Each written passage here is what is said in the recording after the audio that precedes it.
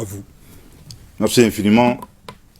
Au nom de nos plus hautes autorités, j'ai l'insigne honneur de donner lecture du communiqué numéro 052 du gouvernement de la transition, communiqué dont la teneur suit. Le gouvernement de transition a consulté avec une grande attention le rapport sur les événements de Moura du 27 au 31 mars 2022, publié le 12 mai 2023 par le Haut Commissariat des Nations Unies pour les droits de l'homme. Le gouvernement de transition dénonce avec véhémence ce rapport biaisé, reposant sur un récit fictif et ne répondant pas aux normes internationales établies. C'est la raison pour laquelle le gouvernement n'a jamais daigné faire de commentaires au cours de son élaboration. Après l'opération aéroportée réussie de nos vaillantes forces armées à Moura, à la demande du gouvernement de transition, la justice militaire a décidé d'ouvrir une enquête judiciaire pour élucider les éventuels cas de violation des droits de l'homme. C'est justement la même mesure que recommande le rapport du Haut Commissariat des Nations Unies pour les droits de l'homme. Au regard de ce constat, il est utile de s'interroger sur l'opportunité de cette publication qui recommande au gouvernement de la transition une décision que ce dernier a prise il y a plus d'1 an, si ce n'est de perturber la tranquillité des Maliens à l'approche d'un scrutin référendaire d'une importance capitale pour le processus de refondation en cours. À la suite des événements de Moura, conformément aux procédures en vigueur au Mali, une enquête a été ouverte pour faire toute la lumière sur les allégations de violation des droits humains. Le 9 avril 2022, un transport judiciaire de constat a été effectué par le parquet de Mopti et les premiers éléments de l'enquête mettent en évidence l'hypothèse d'un affrontement ayant provoqué des morts par projectile et le constat que la grande majorité des corps sont des adultes de sexe masculin. Sur le plan sécuritaire, il n'échappe à personne que l'intervention militaire des forces armées maliennes a été salutaire et a apporté beaucoup de quiétude à la population, signe que la défaite infligée à la Katiba Massina et à ses sponsors étatiques étrangers a permis de les désorganiser durablement.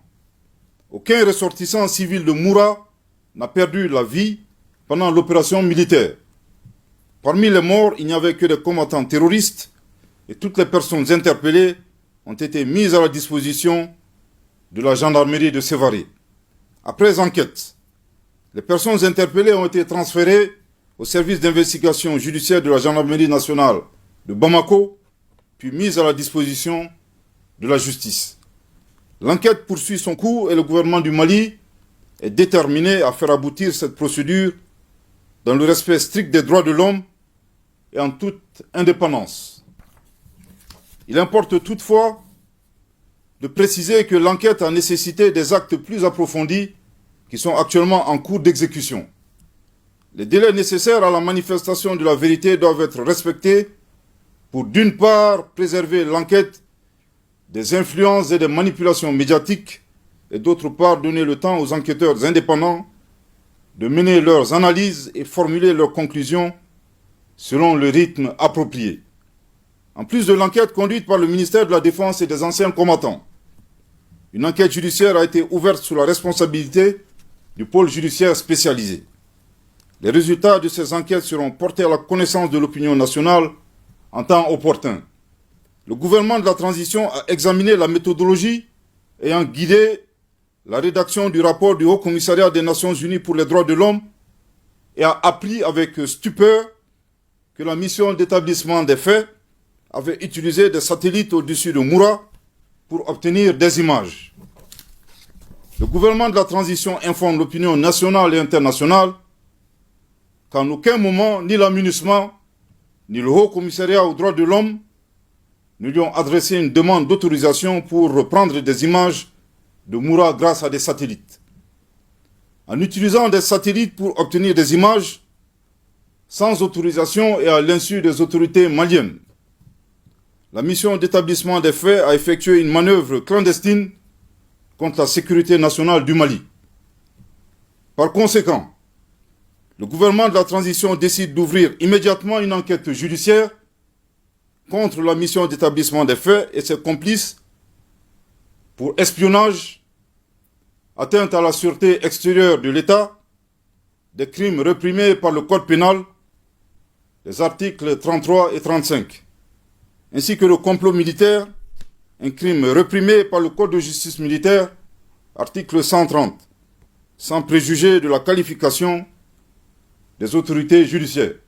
Je répète, par conséquent, le gouvernement de la transition décide d'ouvrir immédiatement une enquête judiciaire contre la mission d'établissement des faits et ses complices pour espionnage, atteinte à la sûreté extérieure de l'État, des crimes réprimés par le Code pénal, articles 33 et 35, ainsi que le complot militaire, un crime réprimé par le Code de justice militaire, article 130, sans préjuger de la qualification des autorités judiciaires.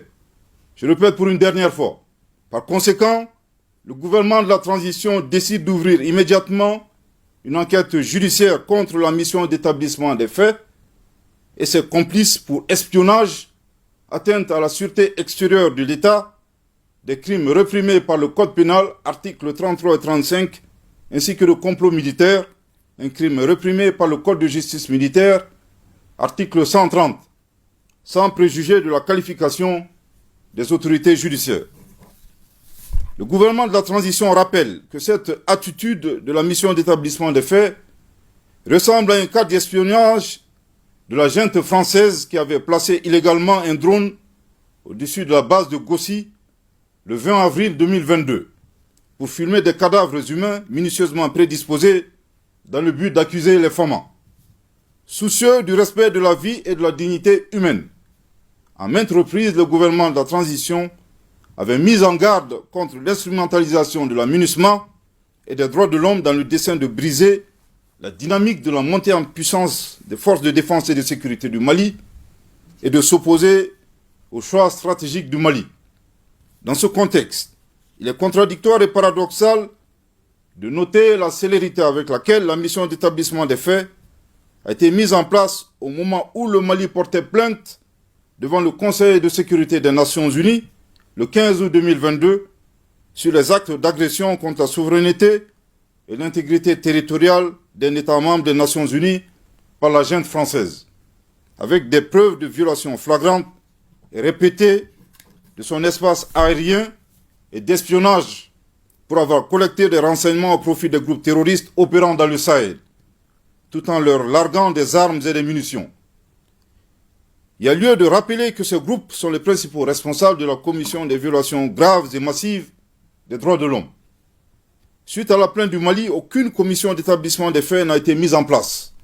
À ce jour, la réunion spéciale demandée par le Mali pour présenter les preuves de la duplicité de la junte française n'a connu aucune suite.